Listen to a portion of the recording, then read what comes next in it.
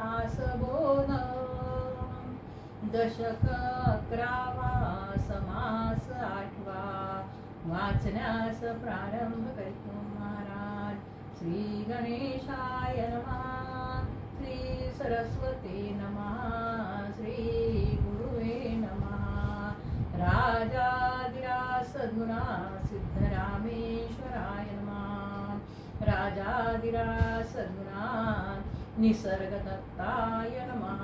श्रीराम आदिबंधू सकलकर्ता समस्त देवांचा जो मरता त्याचे भजनी प्रवर्ता कोणीतरी तिने विने कार्य न चाले पडिले पर्ण तेही नहाले अवघे त्रैलोक्यची चाले जयाचे नेम.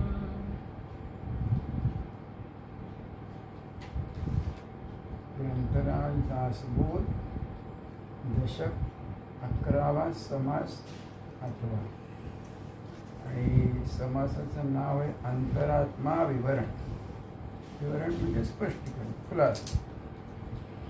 अंतरात्म्याची माहिती. अंतरात्मा म्हणजे काय, कसा, केवढा त्याचा विस्तार आणि आपण समजतो म्हणजे ते काय, आणि दासबोधामध्ये सांगितलंय ते काय, सद्गुरू सांगतात ते काय, आपल्या ठिकाणी खुलासा करून घ्यायचा.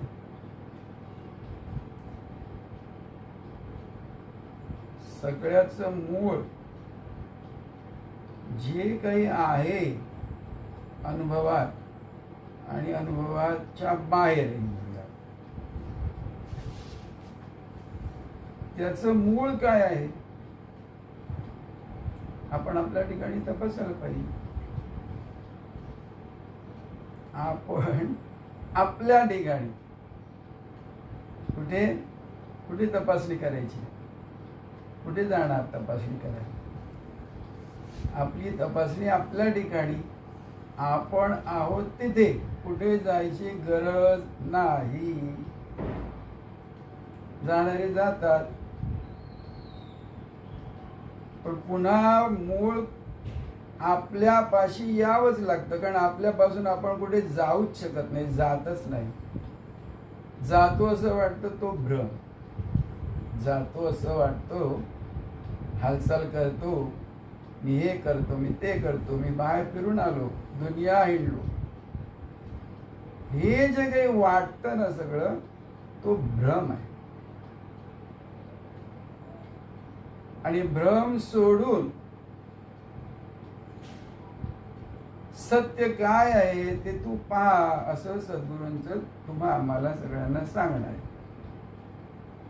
सद्गुरूंचा निरोप हाच आहे, बाबा उगाच भ्रमामध्ये भरकटू नये. भलतच काहीतरी जे काही स्वतःला मानतोयस ते मानणं. मूळ जे आहे तुझं असणं ते तू ओळख. एवढंच सांगणं आणि एवढंच पाहायचं आहे. शोध जो घ्यायचा आहे तो हाच घ्यायचा आहे की मूळ काय आहे, बस. एकदा मूळ कळलं की अवघं झाडाचं मूळ तुमच्या हाती आलं ना की अवघं झाड हाती. इथे मूळ कळलं की अवघं ब्रह्मांड कळतंय. ते मूळ काय आहे त्याचं विवरण इथे आहे. आणि समाजाच्या नावातच सांगून टाकले की अंतरात्मा विवरण आहे. अंतरात्मा. आता बघा तुम्ही आम्ही आपल्याला काय समजतो, आधी काय समजतो आपल्याला, काय कळत नाही आणि यावं काय कळत नाही आपलं. आपण म्हणतो काय, हा देह हा मी आहे, हे शरीर हे मी आहे. आणि मग काही हाती लागतच नाही, सुखदुःखाच्या बोऱ्यामध्ये भरकटतोय. समाधान म्हणून जे काही आहे त्याची प्राप्तीच नाही. आणि काही भाग्याने आम्हाला सद्गुरूंची भेट आहे. आणि सद्गुरूंनी पहिलं आपल्याला जे काही सांगितलं ते काय सांगितलं की यू आर नॉट बॉडी, तू देह नाहीस. बस तिथेच थांबायचे आणि पुन्हा विवरण करायचंय. देह नाही तर मग काय? सद्गुरूंचं तर ऐकलं पाहिजे. सद्गुरू आपल्याला सांगतात ते सत्यच आहे, त्रिकाला बाधित सत्य आहे. सर्व अध्यात्म ज्ञान म्हणून जे आहे त्याचं मूळ जर गाठायचं आहे तर पहिलं घाव कुठे घालायचं आहे की सद्गुरू जे सांगतायत देह मी असं कदापि मानू नकोस. नाही मानले ठीक आहे, देह मी नाही, कारण ते कळतच आपल्याला. एकदा तुम्ही सद्गुरूंच्या वचनाची खात्री स्वतःशी ठेवली की आपोआप पुढचे अर्थ तुम्हाला लागत जातात. अर्थाची दारं उघडी होत जातात. एक एक एक एक कवाडं उघडी होतात. तर देह मी नाही म्हटलं की पुढचं काय कळतंय? मग काय मी आहे? आपल्या ठिकाणी आपण काय आहे? आपण आपल्या ठिकाणी पाहतो, शोधतो. ते पाहायचं जागा कुठची असते? ते आपल्या अंतरातच. एकदा देह मी नाही म्हटलं की काय आहे असं तिथे शोधायला लागतं आपण, आणि आपलं लक्ष आपल्या अंतरात जातं. मग देह नाही तर मग हे सगळं जी हालचाल होते ती अंतरातून होते आहे. अंतरातच माझी वस्ती आहे. तर अंतरातली माझी वस्ती, त्याला आपण शब्द काय ते कोणी आत्मा म्हणतात, काही लोक काय कळत नाही तर लोक मन म्हणतात. ओके नाही, मन म्हणतात. माझं मन मला सांगतं, माझं मन मला हे करायला सांगतं, माझ्या मनात हा विचार आला, असं मन म्हणतात. इथे आपल्या सांप्रदायिक भाषेमध्ये किंवा आध्यात्मिक भाषेमध्ये आत्मा म्हणतात. आणि आत्म्याच्या ठिकाणी काय आहे? आपल्याला आपण कळतं आहे की आपण आहोत. मी आहे हे कळत आहे. मग मी आहे जे कळत आहे ते काय आहे? ज्ञान आहे. कळणं ते काय आहे? ज्ञान आहे. हो ना? कळतं त्याला सगळेजण की तुम्ही आम्ही काय शब्द वापरतो? ज्ञान. मला हे कळलं, मला हे ज्ञान झालं. काही एखादी गोष्ट पाहिली ती मला कळली म्हणजे त्या गोष्टीचं मला ज्ञान झालं, मला ती समजली. एखादा अनुभव, त्या अनुभवाचं ज्ञान झालं, कळलं, समजलं. म्हणजे अंतरामध्ये कळत आहे. कुठे कळत आहे? स्वतःच्या ठिकाणी, आपल्या ठिकाणी. मग ते अंतरातलं कळणं ते ज्ञान आहे. हो, मग देह मी नाहीये. देह मी नाही तर काय? ते जे ज्ञान आहे माझं असणं म्हणून, ते ज्ञान आहे, शुद्ध ज्ञान आहे. देह सोडून द्या. देहाच्या ठिकाणी जी एवढ्याच्या बिंदूची जी कल्पना आलेली आहे, हा एवढा मी आहे म्हणून, ती सोडून द्या. आणि मग त्या तुमच्या ज्ञानातून तुम्हाला काय कळतंय? हो, ज्ञानातून कळतंय काय? समजतंय ते काय समजतंय? तर मी देह नाही. मग त्या ज्ञानातून एवढं कळतंय की माझ्या अवतीभोवती हे जे काही आहे ते माझ्या असण्याचा भाग आहे. सकाळी मला जेव्हा जाग आली तेव्हा अवघ जग, अवघ विश्व त्या माझ्या जागेमध्ये सामावलेलं मी पाहतोय. अवघ ब्रह्मांड. म्हणजे इथून मी जर वर आकाशामध्ये दृष्टी टाकली तर आकाशातले तारे मला दिसत आहेत. ती लक्षावधी मैल दूर आहेत. सूर्य, चंद्र, तारे. इथून माझ्या दृष्टीतून मी पाहू शकतोय. म्हणजे माझ्या ज्ञानाचा प्रकाश, माझी ज्ञान ज्योती इथून त्या सूर्यापर्यंत पोहोचली आहे. म्हणजे किती माझा ज्ञानाचा आवाका विस्तार आहे. काय काय सामावलेलं आहे माझ्या या ज्ञानामध्ये. म्हणून त्यांनी म्हटले, काय म्हटलं पहिल्या ओवीतच त्यांनी सांगितलंय, ठीक आहे की सगळं अवघं हे चराचर विश्व जे आहे ते माझ्या ज्ञानात आहे, अंतरात्माच आहे तो. हे कळणं, हे समजणं. काय वाटेल तुम्हाला? ह्याची प्रचिती घ्यायची आहे. नुसतं कळणं समजणं नाही. त्यांनी पुढे समासात सांगितलं की हे एकदा कळलं त्याची वारंवार तुम्ही प्रचिती घ्या. कसं आहे ते तपासा. जे काही चराचर विश्व म्हणजे इतक्या प्रकार, चारी खाणी चारी वाणी असं म्हटले त्यांनी. जितके चरा पशु पक्षी प्राणी कीटक देव देवता राक्षस भूत जे काही आहे, जे काही माझ्या समजण्याचा भाग आहे आणि समजण्याच्या पलीकडे जे आहे मला कळत नाही तेही कळलं, आणि न कळलेलंही चराचर जे काही आहे ते अवघं माझ्या अंतरात्म्याचाच भाग आहे. माझ्याशिवाय, माझ्या असण्याशिवाय काही नाहीच, काही असूच शकत नाही. हे त्यांनी पुढे म्हटले. काही लोक म्हणतात की कशाला वाचायला पाहिजे, काय करायला पाहिजे. अहो वाचा. तुमच्या काय अध्यात्म ज्ञानाचे ग्रंथ वाचा, वारंवार वाचा, पुन्हा पुन्हा वाचा. समजून घ्या, समजेपर्यंत वाचा, सोडू नका. त्याची प्रचिती घ्या, प्रतीती घ्या. कळलेलं पुन्हा पुन्हा त्याचं विवरण करा आणि त्याची सवय होऊ द्या त्या ज्ञानाची तुम्हाला. आपलं हे असणं असं आहे. आपण तपासून पाहत नाही, तपासून पाहिल्यावर त्याप्रमाणे त्याची सवय घ्यायची आहे की मी असं आहे. आपण सवय चुकीची घेतली आहे भ्रमाची. भ्रमाची म्हणजे कळलं ना कोणता भ्रम आहे आपल्याला? शरीर मी आहे आणि शरीर हे मन त्याचं बनलेलं आहे अवतीभोवतीच्या गोष्टीचं मिळवून, आणि ते मी मानतोय आणि नाना प्रकारच्या कल्पना करतोय. तर ह्या सर्व प्रकारच्या कल्पना मनातून अवतरलेल्या आहेत, खोट्या आहेत, फसव्या आहेत. खोटं मिथ्या जे आहे, भासात्मक जे आहे ते खरं मानून अवघं मी सगळं काही माझं अनुभव विश्व तयार केलेलं आहे. त्याच्यावर आता पुली मारायची आहे. पुली मारणं म्हणजे बाद करायचं, उडवून लावायचं. केवळ सद्गुरु बोध जो आहे, दासबोध जो आहे, सद्गुरूंचं सांगणं जे आहे ते स्वीकारायचं आणि त्याची सवय घेऊन राहायची आहे.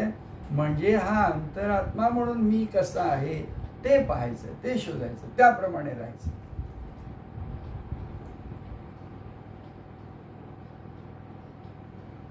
भाऊसाहेब महाराजांनी आज काय आहे, सिद्धरामेश्वर महाराजांची पुण्यतिथी आहे.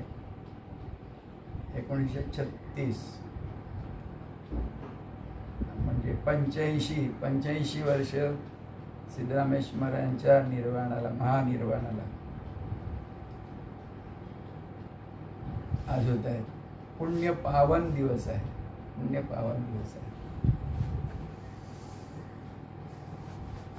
देह म्हणून जे आपलं असणं जे होतं ते त्यांनी कधीच सोडले, पण आजच्या दिवशी त्यांनी पूर्णतः विसर्जन केलं देहाचं, आणि जे परमात्म तत्व आहे, सद्गुरु तत्व आहे त्यामध्ये स्थिर होऊन राहील.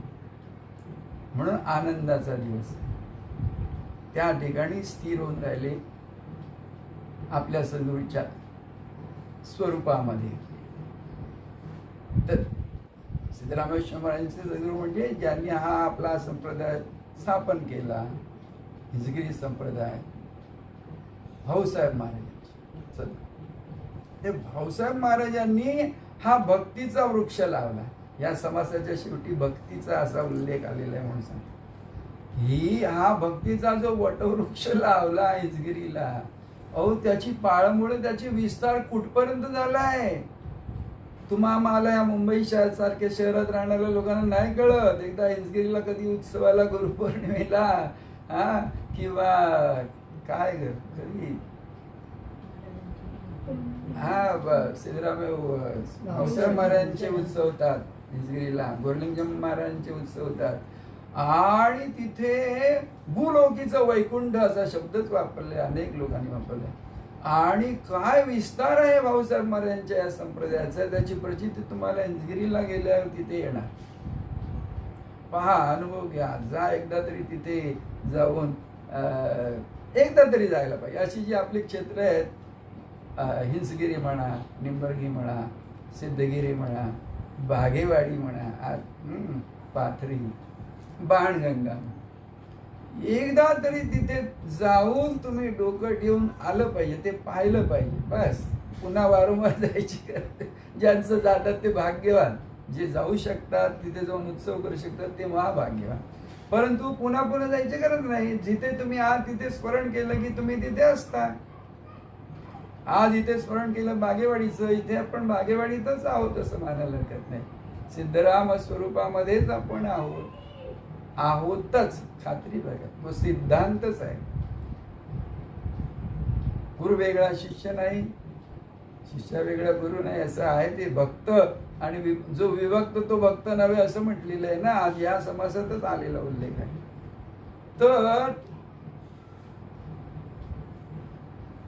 नाममंत्र प्राप्त झाला याचा अर्थ अवघ सद्गुरु स्वरूप तुमच्या ठिकाणी आलेलं आहे. सद्गुरूंचं सामर्थ्य तुमच्या ठिकाणी आलेलं आहे. स्वतःला हीन दीन समजण्याची गरज नाही. माणूस पण तुमचं संपलेलं आहे. आमच्या महाराजांची वाक्य काय काय अशी आठवतात हो. तू बाई किंवा बुवा नाहीस, बाई बुवा पैकी तू नाहीस, माणूसही तू नाहीस. महाराजांना काय सांगायचं, मग तू कोण आहेस, कसा आहेस? ते जे साक्षात परमात्मा तत्व आहे ना, ते तू आहेस, ते तू आहेस. तर भाऊसाहेब महाराजांचा उल्लेख आहे. भाऊसाहेबांनी सुरुवातीला भक्ती सांगितली, ध्यान सांगितलं. भाऊसाहेबांनी स्वतः 18 तास ध्यान केलं. त्या काळी ती पद्धतच होती. त्यांचे गुरु म्हणजे गुरुलिंग जंगम महाराजांनी सुद्धा ध्यानच केलं, भक्ती केली, ध्यान केलं. त्यातून मग त्यांना अनेक प्रकारचे कष्ट, त्यांनी ते कष्ट केले आणि जे ज्ञान प्राप्त केलं ते आपल्याला आता असं तळहातावर प्राप्त झालेलं आहे. तुम्हा आम्हाला त्यांच्या कष्टातून मिळालेलं आहे ते ज्ञान. सांगण्याचा उद्देश हाच आहे की सिद्धरामेश्वर महाराजांनी पुढे सांगितलं. त्यांनी स्वतः ध्यान केलं. 9 महिने बसले होते त्या कुठचा तो बुरुज, उकळी बुरुज, तिथे त्या तोपेवर बसून त्यांनी 9 महिने ध्यान केलं. ध्यान केल्यावर त्यांना जे समजलं की अरे या ध्यानाची गरज नाही खरं तर. आता हे जे मला कळतं आहे त्याला, तो जो मार्ग आहे ध्यानाचा त्याला पिपिलिका मार्ग म्हणतात. म्हणजे मुंगी कशी वरवर चढते पडते, भिंत वरवर चढते पडते, आणि कष्ट साध म्हणजे अनेक दिवस महिने गेले की ती मग खूप कष्टाने वर पोहोचते. बरोबर. पण पक्षी एकदा त्याने म्हटलं मी उडू शकतो की उडाला, पंख फडफडले, पोहोचल्यावर त्याला काय म्हणतात योग मार्गामध्ये विहंगम मार्ग. तर सिद्धरामेश्वर महाराजांनी आम्हाला हे जे ज्ञान आहे आत्मज्ञान ते सोपं आहे म्हणून सांगितलं. हो, सोपं आहे म्हणून सांगितलं म्हणून ना, म्हणजे त्यांनी ती प्रचिती घेतली. काय प्रचिती घेतली? अरे मी ध्यान करून शेवटी मला हे अंडरस्टँडिंगच होते, समजतंय की हे असं आहे. आत्मज्ञान किंवा माझा अंतरात्मा म्हणून जो आहे तो असा आहे, असा परमात्म्यासारखे सद्गुरु स्वरूप म्हणजे स्थिर. इथे आहे उल्लेख शेवटच्या, ठीक आहे, शेवटच्या ते चंचल असं काहीतरी आहे. तिथून जरा पुढे 2-3 वाचा. शेवटच्या 4-5 ओव्या. मोठ्याने चंचळे न होई जे निश्चळ, प्रचित जाणावी केवळ चंचळ, ते नवे निश्चळ परब्रह्म ते तत्वे तत्व. एक मिनिट इथे हेच समजून घ्यायचं. सिद्धरामेश्वर महाराजांचं सांगणं जे आहे तुम्हाला आम्हाला ते हेच आहे. हे जे चंचळ आहे, आता हा तुझा अंतरात्मा आहे, अंतरात्मा चंचळच आहे. तुम्हा आम्हाला आपण म्हणून जे समजतोय ते चंचळच समजतोय अंतरात्मा. बरोबर ना? स्थिर नाहीये अंतरात्मा. आता इथे बसलेल्या ठिकाणी सुद्धा नाहीये. काय माहित कुठे गेला असेल, कुठे घेऊन जातो. आता इथे आता कुठे असेल सांगता येत नाही. स्वप्नामध्ये आणखी वेगळं. काय जे हवं ते करू शकतो, पाहू शकतो अंतरात्मा, तो चंचल आहे, चंचल आहे. आणि म्हणून त्या ठिकाणी आम्हाला समाधान प्राप्त होत नाही. समजून घ्यायचंय आपलं स्वरूप कसं आहे आताचं हे समजण्यासाठी हा अंतरात्मा आहे, असा हा चौकडे फिरतोय, एका जागी स्थिर नाहीये, असं हे सगळं आहे. स्थिर काय आहे? हे सगळं अवघं जे चंचल म्हणून जे आहे ते एका स्थिर अशा बैठकीवर आहे.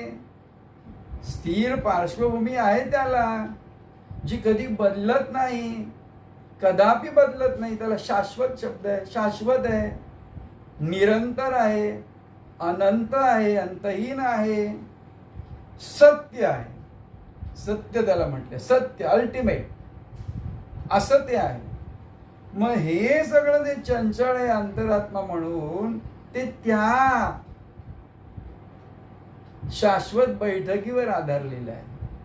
ती शाश्वत बैठक म्हणजे परमात्मा तत्व. मग अंतरात्मा आहे सगळ्या 5 तत्वांचं बनलेलं आहे. सगळं 5 तत्व म्हणजे पृथ्वी, आप, तेज, वायू, आकाश. मग ती तत्व एकात एक मिसळतात, एक दुसऱ्याला कमी करतं, खाऊन टाकतं, असं सगळं त्या 5 भूतामध्ये चाललेलं आहे. 5 तत्वाचं मिळून हे अवघड शरीर बनलेलं आहे, त्यातून हे मन निर्माण झालेलं आहे. स्थिर काहीच नाही, अस्थिरच आहे. पण ही 5 तत्व त्या स्थिर तत्वावर आहे जे मुळामध्ये आहे. ते मूळ काय आहे? बघा, जड पृथ्वी, त्याच्यापेक्षा थोडं मागे गेलात की काय आलं? जल आलं. जल कुठून आलंय? तर ते अग्नीतून आलंय, तेजातून आलंय. ते अग्नी तेज कुठं कशामुळे झालंय? ते वायूच्या घिसणीमुळे झालंय. वायूची निर्मिती कुठे झाली? आकाशामध्ये हालचाल निर्माण झाली. आकाश म्हणजे स्पेस, जागा, काय ओके नाही, काही नाही. या 4 तत्वापैकी तिकडे काही नाही, मग ते आकाश आहे, जागा आहे. ती आकाश त्या परमात्मा तत्वाला जी जाग आली, आत्म तत्वाला, आम्हाला तेच आहे. मग परमात्मा तत्व म्हणजे काय फार वेगळी गोष्ट नाही, आपणच. आपल्या ठिकाणी आपल्याला जी जाग येते ते आकाश निर्माण होतं नाही, जागेत निर्माण झालंय सगळं. तसं त्या परमात्मा तत्वाच्या ठिकाणी जी जागा, त्याच्यात ही तत्व निर्माण झाली. मग तत्वे सगळे ह्यांचं विवरण करून ही नाहीशी झाली. आपल्या ठिकाणी आपण हे समजून घेतलं की हे काही नाही यापैकी, की जे उरतं ते मी आहे, ते परमात्मा तत्वच मी आहे, हे समजलं पाहिजे. तर ध्यान करून अनेक वर्ष ध्यान साधना करून शेवटी कधीतरी समजलं, कधी समजत पण नाही. अनेक लोक वर्षानुवर्षे ध्यान करतात, 1000 वर्षे ध्यान करतात, पण समजत नाही. म्हणून सद्गुरु कृपा पाहिजे, सद्गुरु कृपा पाहिजे. ती समजण्यासाठी गुरु कृपा जी लागते ती समजण्यासाठी लागते, कळण्यासाठी लागते. सिद्धरामेश्वर महाराजांचं सांगणं तेच आहे की समजून घ्या. एकदा कळलं म्हणजे झालं, तो विहंगम मार्ग. मग तोच ज्ञान मार्ग आहे. ध्यान मार्ग आणि ज्ञान मार्ग, हा ज्ञान मार्ग सिद्धरामेश्वर महाराजांनी आम्हाला सांगितलं. सत्त महाराजांचं किंवा रणजित महाराजांचं सांगणं काय आहे की बाबा, तुझी ओळख तू करून घे, त्याच्यासाठी भक्ती करा. सुरुवात म्हणून भक्ती माऊली आहे ज्ञानाची, म्हणजे मूळ आहे. भक्तीतून तुला ज्ञान करून घे. भक्ती कशासाठी? गुरुकृपेसाठी. गुरुकृपा म्हणजेच आत्मकृपा. म्हणून गुरु चरण सोडू नकोस, गुरु वेगळा राहू नकोस, सद्गुरु तत्व धरून ठेव. सद्गुरु चरण हृदयाशी घट्ट धर आहे. म्हणून भक्ती आहे. लोक ना ज्ञान म्हणून ज्ञानाच्या मागे धावतात. शेवटी ज्ञान कधी इकडचं तिकडे होतं वाऱ्यासारखं, ते कळत नाही. म्हणून भक्ती सोडू नका, शेवटपर्यंत भक्ती सोडू. सिद्धरामेश्वर महाराजांनी काय शेवटी त्यांनी सांगितलं 4 भजनं सोडू नका. सिद्धरामेश्वर महाराजांचंच सांगणं आहे. जी भाऊसाहेब महाराजांनी 4 भजनं घालून दिलेली आहेत आम्हाला ही करा म्हणून ना, ती करत राहा. कारण भक्तीच आहे ज्ञानाची माऊली, म्हणजे ज्ञानाची गंगोत्री. तर भक्ती निरंतर ठेवा, सद्गुरु भक्ती निरंतर ठेवा. हे सिद्धरामेश्वर महाराजांचं सांगणं आहे की 4 भजनं भाऊसाहेबांची सोडू नका. आणि सिद्धरामेश्वर महाराजांचं सांगणं निसर्ग महाराज काय किंवा काय रणजित महाराज काय यांनी शेवटच्या आपल्या श्वास म्हणूया, त्यांचा श्वासात श्वास त्यांनी कधीच सोडलेला, पण म्हणायची पद्धत आहे म्हणूया, शेवटच्या श्वासापर्यंत त्यांनी भजन भक्ती सोडली नाही. आणि भक्तीतूनच त्यांचं ज्ञान खट्ट राहिलं, शाश्वत राहिलं आणि सद्गुरू चरणाशी दृढ राहिलं. ते तुम्ही आम्ही करायचं. तुम्ही आम्ही काय वेगळं करायचं आहे? काय कुठे काय मोठं करणार आपण? तुम्ही काय वेगळं करू शकत पण नाही आपण. की जी वाट आपल्याला भाऊसाहेबांनी, श्रीरामेश्वरांनी, निसर्ग महाराजांनी, रणजित महाराजांनी, भाईनाथ महाराजांनी त्यांनी आपल्याला जी दाखवलेली आहे ती वाट आपण चालत राहायचं आहे, त्या वाटेवर राहायचं आहे, बस एवढंच करायचं आहे. आजच्या या सिद्धरामेश्वरांच्या पुण्यतिथीच्या दिवशी बघा, हा पुण्यतिथीचा हा दिवस सुद्धा बघा महाराजांनी कसा निवडलाय. हा दीपोत्सवाचा प्रारंभ आहे. आणि रमा एकादशी रमा म्हणजे कोण? रमा म्हणजे कोण? लक्ष्मी, श्री विष्णूची पत्नी रमा एकादशी कृष्णाचं ध्यान करतात लोक, कृष्णाचं. सिद्धरामेश्वर महाराजांनी जे ज्ञान सांगितलं ना, भगवान श्रीकृष्णाने भगवद्गीतेमध्ये जे सांगितलं ना त्याच्याही पलीकडचं सांगितलं असं मी म्हणेन. जी निरूपणं आहेत ना महाराजांची, आमच्या महाराजांनी लिहून काढले वगैरे उपलब्ध आहेत, तर त्याच्यामध्ये जे ज्ञान आहे ना बायबलमध्ये, मी म्हणेन बायबलचं थोडंफार वाचन झालंय, कुराणाचं का अजून माहीत, पण बायबल, कुराण किंवा हे धर्मग्रंथ सुद्धा जे सांगत नाहीयेत ना त्याच्या पलीकडचं ज्ञान, भगवद्गीतेच्याही पलीकडचं ज्ञान, श्रीकृष्णाच्या मुखातून जे आलं म्हणा किंवा येऊ शकलं नाही म्हणा, त्याचं ज्ञान सिद्धरामेश्वर महाराजांनी अगदी तुमच्या आमच्या पाथरीच्या गावामधला एक साधा शेतकरी जे ज्ञान सांगतोय ते काय ज्ञान आहे, गुरुकृपा काय आहे, त्याचं उदाहरण ज्वलंत वृद्धा म्हणजे सिद्धरामेश्वर महाराजांचं कार्य आहे. ते मुंबईत आले त्यांच्या कामासाठी आणि भाऊसाहेबांच्या ज्ञानाच्या प्रसारासाठी पण आले.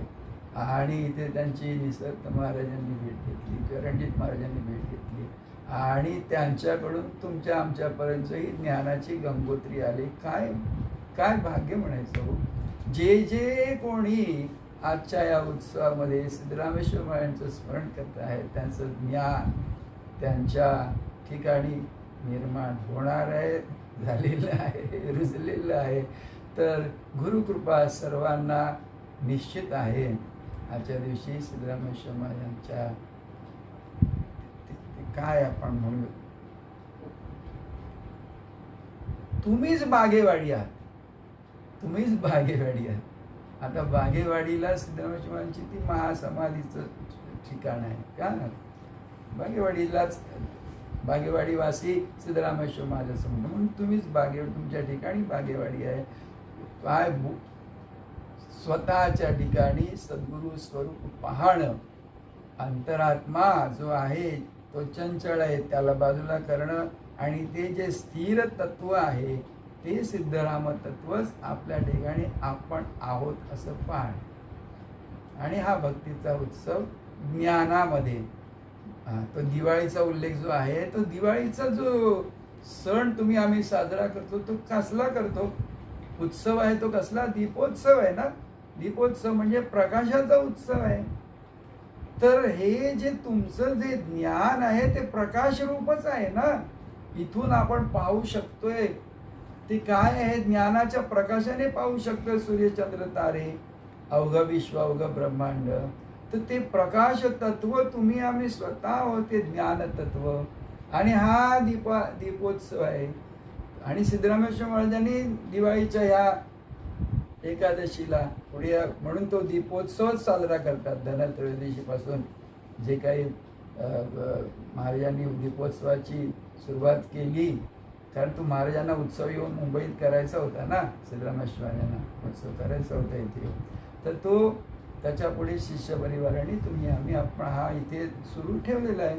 हा ज्ञानाच्या प्रकाशाचा उत्सव आहे. सिद्धरामेश्वर महाराजांनी जे ज्ञान तुम्हा आम्हाला दिलं त्या ज्ञानाचा उत्सव आहे. जय गुरु. राजाधिराज सद्गुरुनाथ निसर्गदत्त महाराज की जय.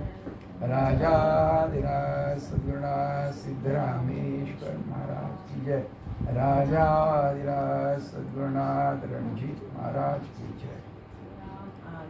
वाहेन बोले पुराण. भगवंत काय सांगतोय?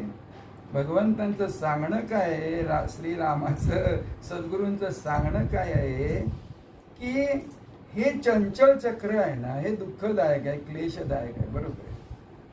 पण जो नाम मंत्र प्राप्त ज्याला झालेला आहे, नामाचा अधिकारी जो झालेला आहे ना, त्याला कसलं भय बाळगायचं कारण नाही. हे दुःख क्लेशदायक हे सगळं जे काही अवतीभवतीचं, यापासून त्याचं निवारण करणारा तो सद्गुरु राम आहे. कारण त्याच्या पाशी काय आहे?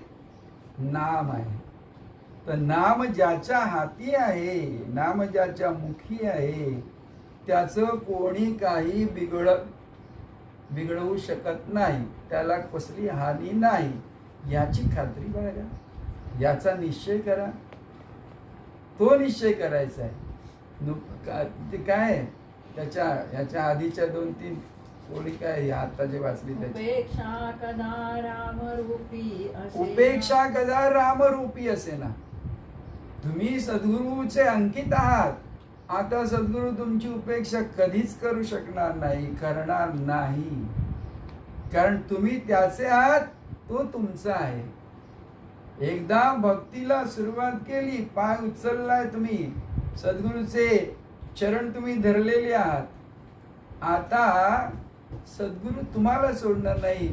तुम्ही मात्र सद्गुरूंचं जे काही आहे, काय म्हणा तुम्ही, नाम मंत्र म्हणा, भक्ती तत्व म्हणा, त्यापासून स्वतःला दूर ठेवू नका. जरी ठेवलं तरी सद्गुरूंचं लक्ष तुमच्यावर असणार. सद्गुरू तुम्हाला पुन्हा, आई आपल्या लेकराला कधी दूर करत नाही. एकदा ते नातं झालं निर्माण, की ते दृढच आहे, कधी नाही होणार. आणि पुढे काय? पुढची ओळ काय? जीवा मानवा निश्चय. जीव आहे ना, त्याचा निश्चय होत नाही. शिवत्वाचा निश्चय जीवाचा होत नाही. तर तो डळमळतोय, मागे पुढे करतोय, लेट होतोय. पण सद्गुरू म्हणतो नाही, तू माझ्या ठिकाणीच आहेस. तर कधी तुम्ही असं म्हणू पण नका, अरे म्हणजे तुम्ही भक्ती होत नाही. होणार, भक्ती होत नाही कशी होणार? प्राप्ती झालेली आहे नामाची. तेव्हा राम आहे तिथे. तुमचा फक्त निश्चय व्हायला पाहिजे. पुढचं काय? त्याच्या पुढची असा जो माझा आहे भक्त, त्याचा सगळा भार मी वाहतोय.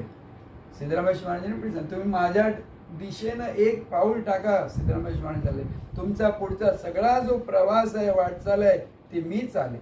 असं सिद्धरामेश्वर महाराजांचं तुम्हा मला सगळ्यांना सांगणं आहे. तर आजच्या दिवशी हे लक्षात ठेवा. दृढ त्या लक्षाचं पुन्हा दृढीकरण तुमच्या ठिकाणी होते. जय सिद्धराम. रामदासा